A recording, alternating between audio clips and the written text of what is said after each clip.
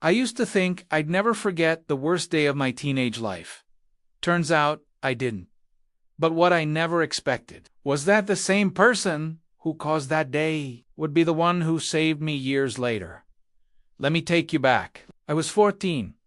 Skinny, awkward, braces, wore hoodies in the summer to hide my anxiety, like that made sense. And then there was Derek, the guy who made high school feel like a prison sentence.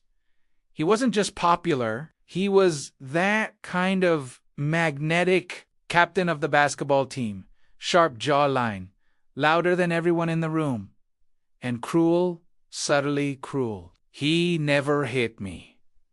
No, Derek was smarter than that. He'd knock my books just hard enough to make them fall. Accidentally, he'd sit behind me in class and whisper insults low enough so the teacher wouldn't hear, but everyone else would. He made me a punchline every single day. By the time I was 17, I had mastered invisibility. I graduated without a word to him, without ever looking back. Or so I thought.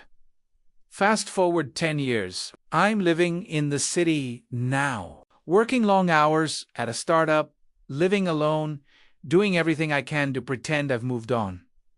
But trauma is sticky. You don't get over it. You drag it with you until it collapses under its own weight, or you finally unpack it. One night, after a particularly brutal week, I stopped at a gas station around 1 a.m.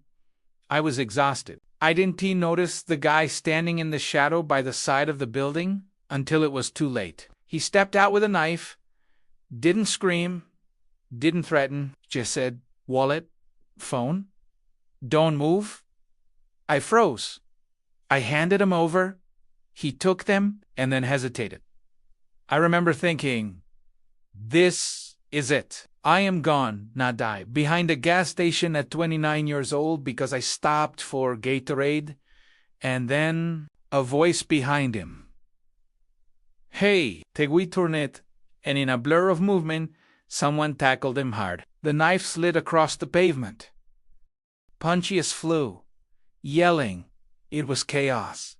The guy ran, and I stood there, frozen, heart pounding in my ears, staring at the man who just stopped everything. He turned, wiped blood from his lip. We both stood there in silence. He looked older, beard, leather jacket, eyes softer than I remembered. He looked human. He chuckled awkwardly. "Yeah, I thought that was you. You saved me," I stammered. He shrugged.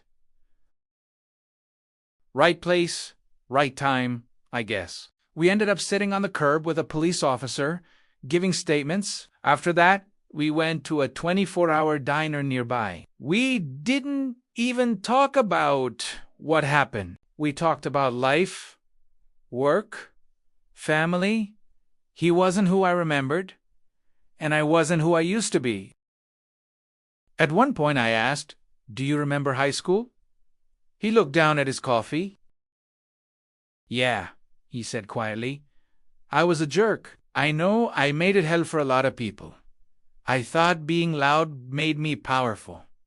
He paused. I wasn't happy then.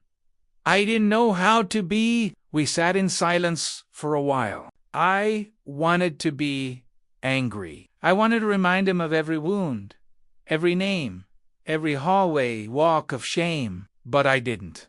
Instead, I said, "You saved my life tonight." He nodded. Maybe we both needed saving. I never thought I'd forgive Derek, but I did. Not because he earned it, but because I needed it. Forgiveness doesn't rewrite the past. It just lets you carry it without letting it crush you. If someone told me years ago that the boy who made me hate going to school would be the man who stood between me and death, I'd have laughed in their face. But life's funny like that. People change. And sometimes, the ones who hurt us the most end up showing us what healing really looks like. What about you? Have you ever been surprised by someone from your past Have you ever forgiven someone you swore you never could? Drop your thoughts in the comments. And if this story moved you even a little, subscribe, like the video to help it reach someone else who needs it.